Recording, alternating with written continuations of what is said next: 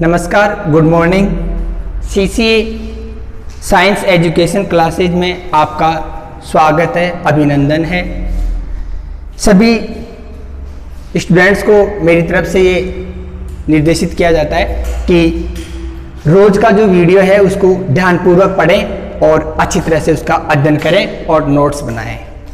हमने पढ़ा था आवर्त बीजी पादपों में जनन की क्रिया पढ़ रहे थे हम लोग। उसमें हमारा पॉइंट चल रहा था कृत्रिम कायिकी जनन, आर्टिफिशियल वेजिटेटिव रिप्रोडक्शन। इसमें हमने पढ़ा था, इसके मुख्य भाग पढ़े थे हमने। एक तो था इसमें कर्तन यानी कटिंग की क्रिया पढ़ी थी कल वाले में। इसके बाद में हमने पढ़ी थी टीलादाह विधि, ठीक है ना, टीलादाह विधि पढ़ी थी, वायुदाह विधि पढ़ी थी, इनके बारे में। आज हम पढ़ेंगे रोपण, ठीक है, यानी ग्राफ्टिंग। आपने ग्राफ्टेड पादपों का नाम सुना होगा, ग्राफ्टेड पादपों का नाम सुना होगा। ये ग्राफ्टेड पादप इसी तकनीकी से बनाए जाते हैं। इस तकनीकी में क्या करते हैं, दो पादप लेते हैं, ठीक है ना, दो पादपों को आपस में या उसके भागों को लेते हैं और आपस में क्या करते हैं, उनको एक संयुक्त रूप से ऐसे जोड़ देते हैं कि फिर वो दोनों वृद्धि करने लग जाते हैं और नए पादप का क्या हो जाता है, निर्माण हो जाता है, ठीक है।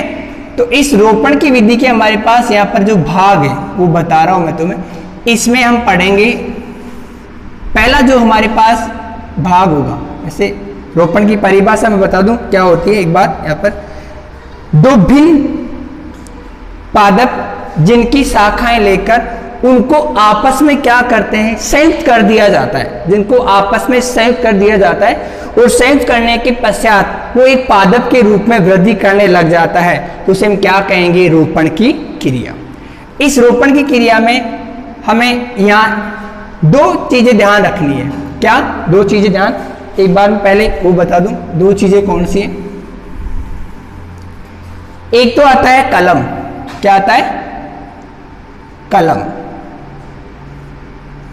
ठीक है। कलम का मतलब क्या होता है, यहाँ पर कलम का मतलब होता है कि कोई भी पादप होता है यानी उचित गुण वाला या वांछित गुण वाला कोई पादप होता है, उस पादप की हम क्या करते हैं, कुछ शाखा लेते हैं, ठीक है, ठीक है। उस शाखा को क्या करते हैं, किसी दूसरे पादप के ऊपर यदि स्थापित कर देते हैं तो वो क्या कहलाता है, रोपण की क्रिया। अब जो पादप के वांछित भाग लेते हैं, ठीक है ना, जिसको किसी पादप की शाखा पर स्थापित किया जाता है, वो तो क्या कहलाता है, कलम। क्या कहलाता है, कलम। और एक हमारे पास आता है स्कंदन। क्या आएगा, स्कंदन। ये दो शब्द हैं, एक स्कंदन है और एक क्या है, कलम, ठीक है। तो कलम क्या होता है, उत्तम गुण वाले पादप। कोई भी हमारे पास उत्तम गुण वाला पादप है, उस पादप की एक शाखा होती है जिसको क्या करते हैं, दूसरे किसी पादप पर क्या करते हैं, स्थापित कर देते हैं, वो क्या कहलाता है, कलम, ठीक है। और जिस पादप पर उस कलम को स्थापित किया जाता है वो क्या कहलाता है, स्कंदन। क्या कहलाता है, स्कंदन। जैसे मैं यहां पर बताऊं तुम्हें, ये हमारे पास एक पादप है, ये पादप, ठीक है। इस पादप की यहाँ जड़ें हैं और इसका क्या है, तना है। क्या है, तना, ठीक है। इस तने पर हमने क्या कर लिया, ऐसे ही इसको काट दिया ऐसे। अब इसमें हमने क्या कर दी, एक खांच नुमा संरचना बना दी ऐसे, ठीक है, वी आकार की। अब हम यहाँ पर एक दूसरा पादप लेते हैं, उसकी शाखा की मोटाई कैसी होनी चाहिए, यही समान होनी चाहिए। उसमें कैसा आकार बनाते हैं, ऐसा वेज का बनाते हैं। ये वी आकार का हो गया, ये किसका हो गया, वेज का। अब इसको इसके ऊपर स्थापित कर देते हैं, यहाँ पर इसको लगा देंगे तो इसमें ये क्या हो जाएगा, आसानी से क्या हो जाएगा, फिट हो जाएगा, ठीक है, ये लग जाएगा। यहाँ पर लगते ही इसमें क्या हो जाएगा, ये संरचना इसके अंदर आ गई और ये हमारे पास क्या हो गया, ये पादप। अब ये पादप है, इस पादप में यहाँ पर जो कलिका है, ठीक है ना, या कोई पर्व संधियां हैं, ये क्या करती है, फिर वृद्धि करती है और नए पादप का क्या कर देती है, निर्माण कर देती है। अब इसमें ये तना वाला भाग है, नीचे वाला भाग, ये तो क्या कहलाता है हमारे पास, स्कंद। क्या कहलाता है, स्कंद। और इस स्कंद के ऊपर जिस संरचना का रोपण किया गया है वो क्या कहलाती है, कलम, ठीक है, समझ गए। तो ये हमारे पास कलम है और रोपण है, ठीक है ना। अब इस रोपण की क्रिया में हम यहाँ पर भाग पढ़ेंगे, ये भाग। तो इसमें पहला हमारे पास जो भाग आता है उसका नाम है पहला और पहला। वीप विधि कौन सी आती है? वीप रोपण या जीवारोपण, कौन सा आता है?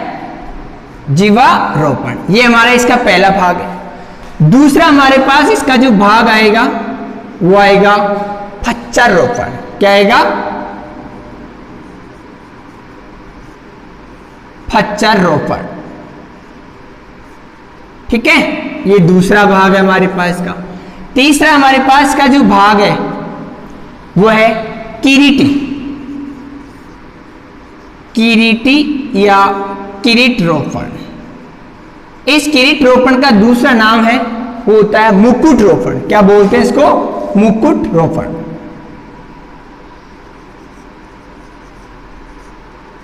मुकुट रोपण। ठीक है, इसके बाद में हमारे पास का चौथा जो पॉइंट आता है वो आता है कलिका रोपण। क्या आता है? कलिका रोपण यानी बडिंग। कलिका रोपण। ये हमारे पास इसके क्या हो गए? 4 भाग हो गए। ठीक है, अब इसमें सबसे पहले हम क्या पढ़ेंगे? वीप रोपण। देखो वीप रोपण में क्या होता है? समान आकार के, मैं इसको यहां मिटा देता हूं, ये सब मैं अलग अलग बता दूंगा मैं तुम्हें। समान आकार के हम क्या लेते हैं? जैसे सबसे पहले हमने इसमें क्या लिया कि एक उत्तम गुणों वाला क्या लेते हैं? पादप लेते हैं। कैसा लेते हैं? उत्तम गुणों वाले पादप की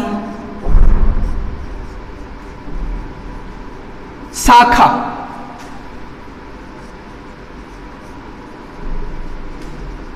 से कलम तैयार की जाती है।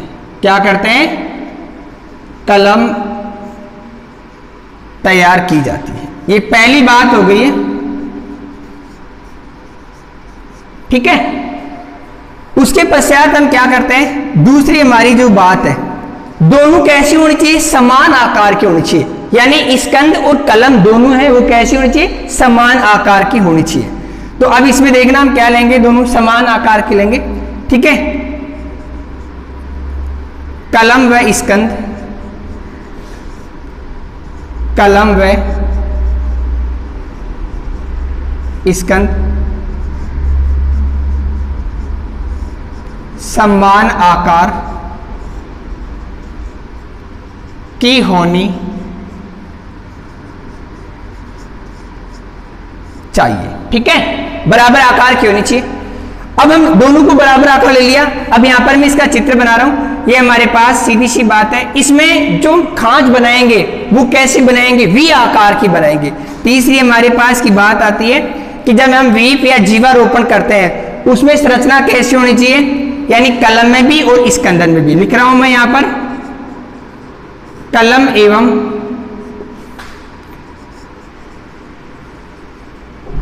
स्कंद में वी आकार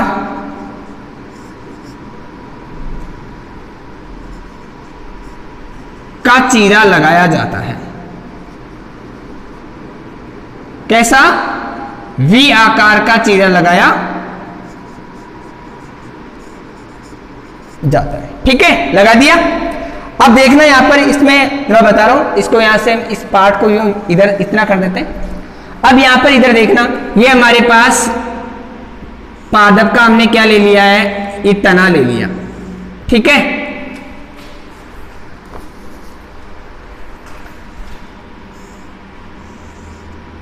ये पादप का हमने क्या लिया है? तना ले लिया। ये इसकी क्या है? जड़ें। इसको ऊपर से काट दिया हमने। अब इसमें हम क्या करेंगे? वी आकार की, यानी दोनों में क्या करेंगे? वी आकार की संरचना बनाएंगे। तो इसमें यूं ले लो, फिर हम इधर ले जा करके और फिर वापस इसमें क्या कर सकते हैं?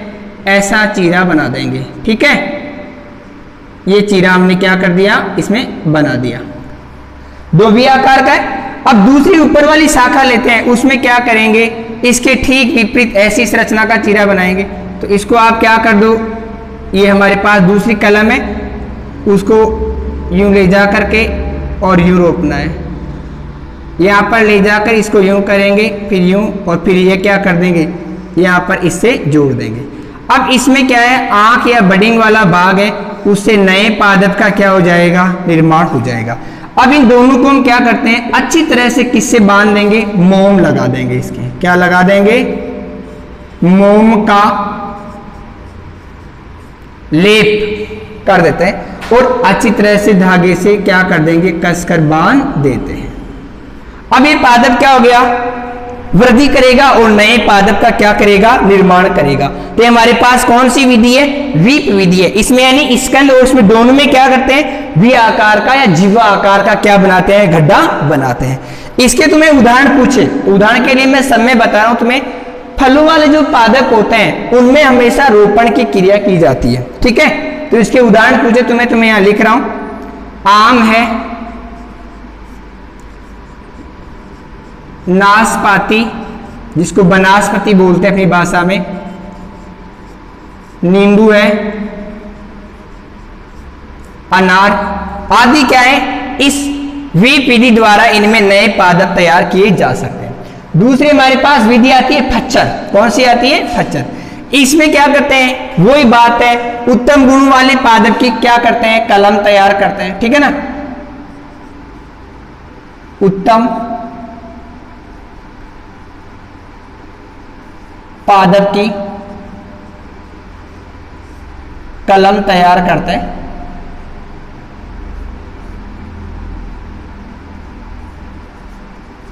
ठीक है। अब इसमें समान आकार की होगी, वही ध्यान देने वाली बात यह है कि इस फच्चर में एक तो होता है स्कंद और एक क्या होता है, कलम।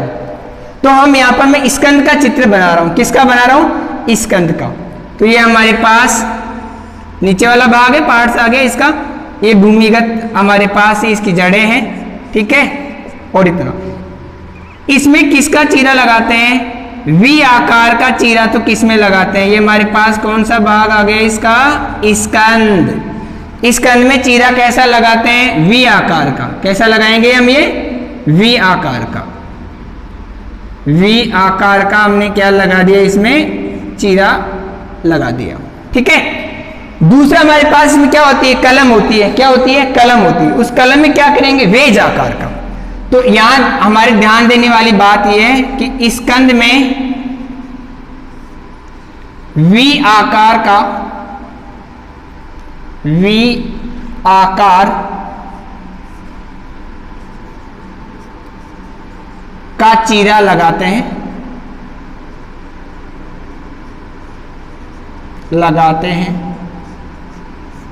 और कलम में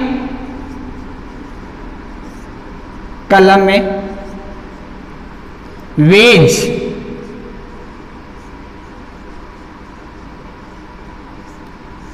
आकार का चीरा लगाते हैं, ठीक है। कैसे लगाएंगे, वेज आकार कैसे। अब इसमें सेम रूप से संयुक्त होने वाला, तो हमारे पास में यहां एक बार ये अभी बताया मैंने, ये पादप की शाखा, फिर इसको हमने ये यू बना करके और ये क्या कर दिया, ये वेज बना लिया। अब इसको इसमें स्थापित करना है। इसमें हमारे पास क्या होनी चाहिए, ये बड़े यानी कलिका होनी चाहिए। क्या होनी चाहिए, कलिका वाले भाग। अब इसको उठा के इसमें रखेंगे हम लोग, तो रख दो ये लो, बस ऐसे हमें पता चले कि भाई हमने यहां से इसे रखा है, इसलिए इसको क्या करना है, हमें ऐसा दर्शाना है। ये लो, ठीक है, और ये लो। अब इसमें हमारे पास ये बडिंग थी, अब इसको हम क्या कर देंगे, यहाँ पर बांध देंगे। तो अनुकूल परिस्थिति में क्या हो जाएगी, यानी अंकुरित होकर क्या करेगी, ये इसमें क्या निकल आए हैं, परोह निकल आया है, यानी पत्तियां निकल के आ गई है। अब इसमें हमने यहाँ क्या कर देंगे, अच्छी तरह से क्या कर देंगे, इन दोनों को आपस में कसकर बांध देते हैं। क्या कर देंगे, बांध देते हैं। जब जाइलम और फ्लोएम एक हो जाएंगे तो इसमें क्या हो जाएगा, अच्छी तरह से क्या कर दो, इसको ऐसे बांध दो, ठीक है। तो ये कौन सा भाग हो गया, कलम वाला। अब ये विधि कौन सी हो गई, वेज विधि। उदाहरण क्या लिखना है, वही है, आम लिख दो, नाशपाती लिख दो, ये सारे के सारे क्या है, इसके उदाहरण है, ठीक है। अगला हमारे पास आता है किरीटी रोपण। इस किरीटी रोपण की क्रिया में ध्यान देने वाली बात यह है कि इसमें कलमों की संख्या क्या होती है, ज्यादा होती है। क्या होती है, कलमों की संख्या ज्यादा होती है, और जो स्कंद वाला भाग होता है उसकी संख्या क्या होती है, कम होती है। ठीक है, जैसे मैं एक बार साइड में बताता हूं, तो हम यहाँ पर डायग्राम बना देंगे इसका। ये हमारे पास आधार है, इस आधार में हमने यहाँ पर ये संरचना बना दी। अब इसमें वी आकार के कई वेज बनाएंगे, ये बना दिया, ये दूसरा बना दिया, ये तीसरा बना दिया, ऐसे हम क्या करेंगे, वेज बना लेंगे। ठीक है, ये वी आकार के गड्ढे। अब जितने वी आकार के हमने गर्त बनाए हैं उन सब में क्या करेंगे, हम कलम रोपण कर देंगे। ठीक है, तो इसमें कलमों की संख्या क्या होती है, अधिक होती है, लेकिन स्कंद की संख्या क्या होती है, एक की होती है। तो इसमें हम पहली बात लिखेंगे, इस विधि में, इस विधि में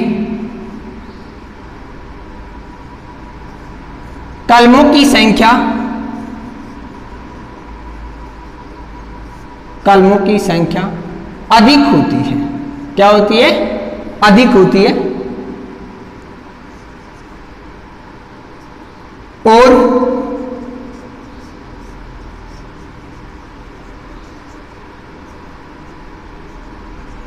स्कंद की संख्या क्या होती है, एक ही होती है। किसकी, स्कंद की संख्या कैसी होती है, एक होती है, एक ही होती है।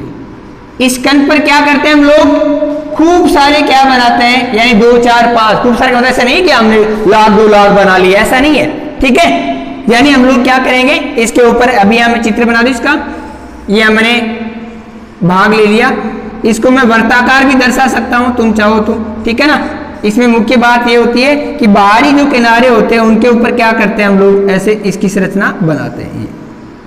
ठीक है, इस भाग में हम क्या करेंगे, यहाँ पर ये लोग एक वी संरचना बना दी, ये दूसरी वी संरचना बना दी, ये तीसरी वी संरचना बना दी। ऐसे हम क्या करेंगे, जितने भी वी संरचना बनी है इन सब वी संरचनाओं में हम क्या कर देंगे, यानी कलम का रोपण कर देंगे। क्या कर देंगे, कलम का रोपण। ये लोग एक कलम लग गई यहाँ पर हमारे पास, और ये परो निकल आई। ये दूसरी हमारे पास क्या हो गई, कलम लगा दी। ये हमने कौन सी, तीसरी कलम लगा दी। ठीक है, अब इससे क्या हो गया, ये परो भाग निकल गया। ये लो, ये कौन सा भाग है, परो भाग, और ये कौन सा भाग है, स्कंद भाग। उदाहरण कौन से हैं, वो ही है। बस जो फलों वाले पादप होते हैं उन सब पादपों में क्या करते हैं, इसी विधि का हम क्या करते हैं, उपयोग करते हैं। इसके बाद में हमारी अगली विधि आती है कलिका रोपण। कौन सी आती है, कलिका रोपण। अब देखो कलिका का मतलब क्या होता है, बड, आंख होती है। हम लोग पादप की टहनी देखते हैं, उस पादप की टहनी में क्या होता है कि एक उभरी हुई संरचना होती है। जैसे मैं यहां बता दूं तुम्हें एक बार, ये हमारे पास पादप है, इसकी शाखा होती है। ठीक है, इस शाखा पर यहाँ पर ऐसे उभार से होते हैं, इधर जहां पर पत्ती लगी हुई होती है वो उभार, इस उभार के पास यहाँ पर एक कलिका होती है। क्या होती है, कलिका या बड। ये क्या करती है, अंकुरित हो जाती है। ठीक है, या यहाँ से परोभाग का निर्माण हो जाता है। तो अब हमें क्या करना है, केवल कलम का क्या करना है, रोपण है। कलम रोपण अलग अलग प्रकार की होती है, वी आकार की होती है, एच आकार की होती है, टी आकार की होती है, रिंग आकार की होती है। ये हमारे नहीं है, यहाँ पर मैं सीधी सी भाषा में बता रहा हूं तुम्हें क्या है। ये हमारे पास पादप है हमारा, ये इसका क्या ले लिया हमने, तना ले लिया। दिख रहा है सबको, ये तना ले लिया। अब इसमें क्या करते हैं, हम टी आकार का चीरा लगाते हैं। कैसा लगाते हैं, टी आकार का चीरा लगा दिया, लगा दिया। टी आकार का चीरा लगाकर इस वाली संरचना को हम क्या कर लेते हैं, इधर उथल देते हैं और इधर वाले को इधर कर देते हैं। अब यहाँ पर क्या करते हैं, किसी उत्तम गुण वाले पादप की क्या लेते हैं, इतनी सी संरचना लेते हैं जिसमें क्या होनी चाहिए, कलिका होनी चाहिए। क्या होनी चाहिए, कलिका होनी चाहिए। इस कलिका को हम क्या करते हैं, इस पादप में यहाँ पर स्थापित कर देते हैं, इनको उलट करके, और फिर अच्छी तरह से क्या कर देते हैं, मोम से इसको क्या कर देते हैं, दबा देते हैं। फिर यहाँ से क्या हो जाता है, परोह भाग का निर्माण हो जाता है। परोह भाग का निर्माण हो जाता है। तो इसमें क्या करते हैं, इस विधि में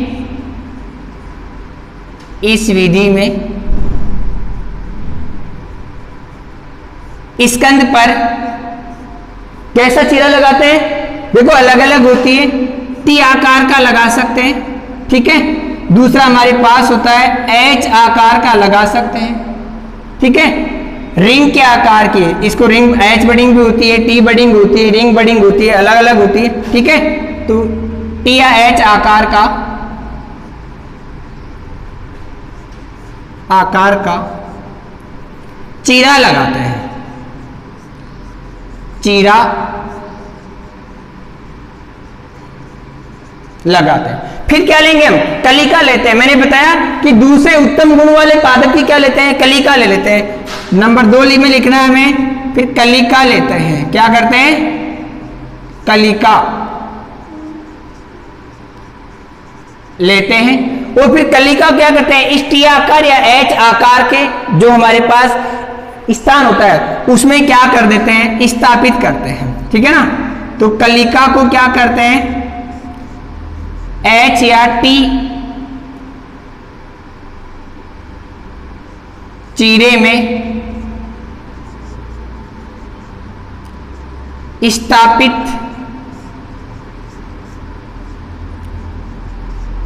कर दिया जाता है। फिर क्या करेंगे, ये हिले नहीं इसलिए इसको क्या कर देंगे, मोम का लेप कर देते हैं। क्या करेंगे, मोम का लेप कर देते हैं। फिर उत्तम गुण वाला क्या होगा हमें प्राप्त, यानी फिर इस भाग में परोह का निर्माण हो जाएगा और नया पादप प्राप्त हो जाएगा, ठीक है। एच बडिंग का चीरा लगाना बता दूं मैं तुम्हें। ये हमारे पास पादप का क्या है, स्कंद है, ये इसकी क्या है, जड़ें हैं। तो इसमें क्या करते हैं, एच आकार का ऐसा चीरा लगाएंगे। अभी चीरा लगा दिया, इसमें ऊपर वाले को यूं उठा सकते हैं, नीचे वाले को यूं उठा सकते हैं। फिर इसमें क्या कर देंगे, कलम, ये एक ऐसी कलम लेंगे हम और ये बड, और इस बड को इसमें स्थापित कर देंगे। फिर वापस को लगा देंगे और फिर ये यहाँ पर क्या हो जाएगा, पादप का निर्माण। परोह है पादप का निर्माण। अभी हम ऐसा कार्य क्यों करते हैं, रोपण की क्रिया क्यों करवाते हैं ग्राफ्टेड, इसका कारण यह है कि हम इससे उत्तम गुणों वाले वांछित पादप प्राप्त कर सकते हैं। और ये पादप क्या होते हैं, उत्पादन अधिक देते हैं, कम समय में क्या करते हैं, ये अधिक लाभ देते हैं, ठीक है ना। आपने देखा होगा छोटे छोटे अनार के पादप के अनार लग जाते हैं, वो पादप है ग्राफ्टेड पादप, ठीक है। तो ये हमारा आज का पॉइंट था, जो था क्या, कृत्रिम रोपण और कलम की क्रिया में, ठीक है। मिटा रहा हूं मैं यहां पर। आगे हम पढ़ेंगे जो हमारे लिए सबसे महत्वपूर्ण है, वो है लैंगिक जनन। आवर्त बीजी पादपों में लैंगिक जनन पढ़ेंगे। इतने दिन तक हमने क्या पढ़ा था, अलैंगिक जनन पढ़ा था। अब हम पढ़ेंगे आवर्त बीजी पादपों में लैंगिक जनन। तो यहां पर मैं बता रहा हूं तुम्हें, लैंगिक जनन यानी सेक्सुअल रिप्रोडक्शन।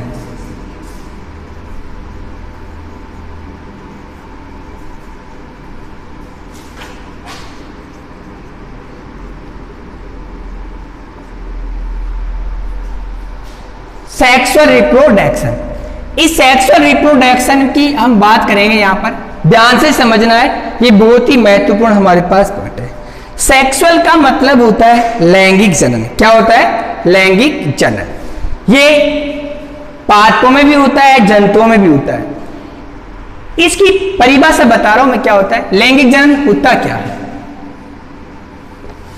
जनन की वह प्रक्रिया, मैं यहां लिख देता हूं यहां पर,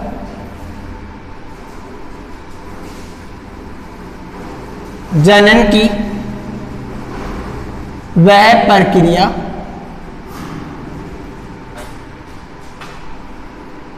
जिसमें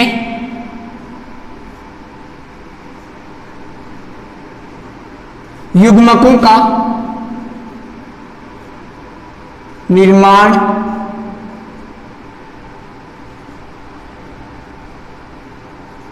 होता है, युग्मकों का संलयन होता है, युग्मकों का संलयन होता है और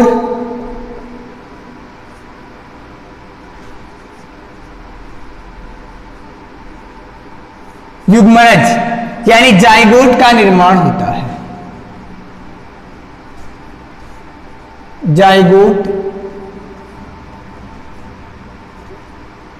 का निर्माण होता है। और जाइगोट से क्या होती है? संतति प्राप्त होती है, निर्माण होता है।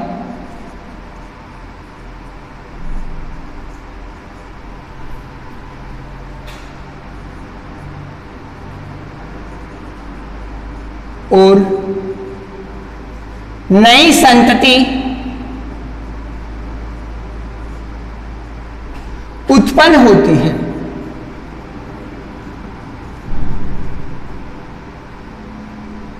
उत्पन्न होती है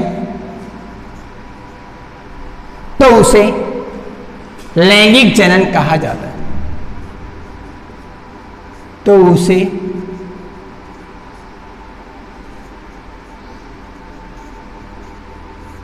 लैंगिक जनन कहा जाता है। यह है हमारी परिभाषा। हम लिख सकते हैं, सीधी सी बात है, इसको कई प्रकार से लिख सकते हैं। जनन की वह प्रक्रिया जिसमें युग्मकों का निर्माण होता है, यानी नर और मादा युग्मक बनते हैं, और नर और मादा युग्मक बनेंगे तो दोनों आपस में क्या होंगे? जुड़ेंगे। जब दोनों आपस में जुड़ेंगे तो क्या बनेगा? जाइगोट बनेगा, युग्मनज। और युग्मनज में परिवर्तन होगा, उससे क्या बनेगी? नई संतान बनेगी। ठीक है, यहां पर मैं एक बार बता दूं, हमारे पास ये नर युग्मक है और ये हमारे पास क्या है? मादा युग्मक है। ध्यान रखने वाली बात है, युग्मक सदैव अगुणित होते हैं। क्या होते हैं? अगुणित, यानी एन, और ये भी क्या रहेगा? एन। दोनों आपस में क्या हो गए? जुड़ गए, तो क्या बन गया? 2n। इस 2n को हम क्या बोलते हैं? युग्मनज। क्या बोलते हैं? युग्मनज, यानी जाइगोट। फिर इसमें क्या होता है? परिवर्धन होता है। क्या होता है? परिवर्धन। और जब इसमें परिवर्धन होता है तो क्या हो जाता है? एक नई संतति, क्या होगा? एक नई संतति का निर्माण होता है। तो ये क्रिया क्या कहलाती है? संतति का निर्माण होता है। वो क्या कहलाएगा? हमारे पास लैंगिक जनन कहलाएगा। ठीक है, अब यहां पर आगे की हमारी बात है, वो हम ध्यान से पढ़ेंगे। अब हम पादप पढ़ रहे हैं, और वो भी कौन से? आवर्त बीजी, यानी पुष्पी पादप। तो ध्यान देने वाली बात यह है कि लैंगिक जनन के लिए आवश्यक क्या है? पुष्प आवश्यक है। तो इस क्रिया के लिए किसकी आवश्यकता होती है? लैंगिक जनन की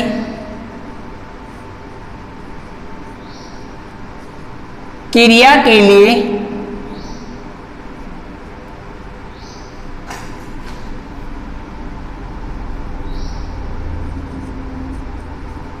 पुष्प अति आवश्यक होता है।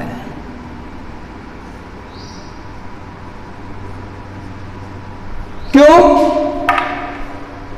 क्योंकि हमारे पास जो आवर्त बीजी पादप होता है, पुष्प क्या करता है? हमारे पास यहां पर पुष्प नर एवं मादा जनांग को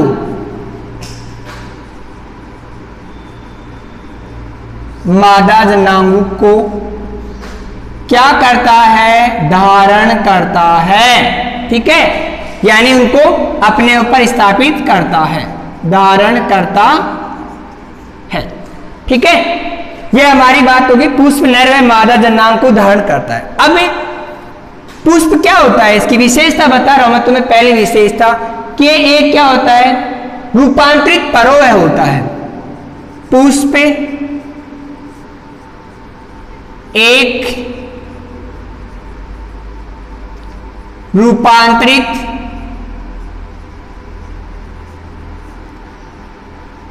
परोह होता है। ठीक है, यानी क्या होता है? हमने बीजाणुविद पढ़ा था। बीजाणुविद में हम बताया था कि जड़, तना, उत्पत्ति तीनों क्या होती हैं? बीजाणुविद अवस्था होती है। और बीजाणुविद अवस्था के अंत में समय में क्या आता है? पुष्पन की क्रिया हो जाती है। तो हमारे पास क्या हो गया? एक रूपांतरित परोह होता है। ठीक है, अब इसमें हम उसकी कुछ परिभाषा पढ़ेंगे, जिसमें हमारे पास पहली परिभाषा आती है पुष्पवृंत। क्या आता है? पुष्प वृंत। पुष्प वृंत का मतलब होता है पेडिकल। पेडिकल पेडिकल पेडिकल का मतलब क्या होता है इसमें कि मुख्य, यानी आपने फूल देखा होगा, उस फूल में नीचे एक तंतुनुमा संरचना आती है, उसको हम क्या बोलते हैं? पेडिकल, जो फूल को क्या करता है? पादप की शाखा से जोड़ता है। ठीक है, तो पुष्प की वह संरचना, पुष्प की वह तंतुनुमा संरचना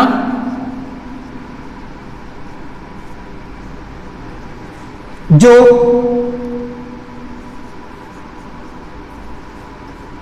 पुष्प को पादप की शाखा से, पादप की शाखा से जोड़ने का कार्य करती है। क्या कहलाती है? पुष्पवृंत, या जोड़ने का कार्य करता है। क्या कहलाता है? पुष्पवृंत कहलाता है। क्या कहलाएगा? पुष्पवृंत।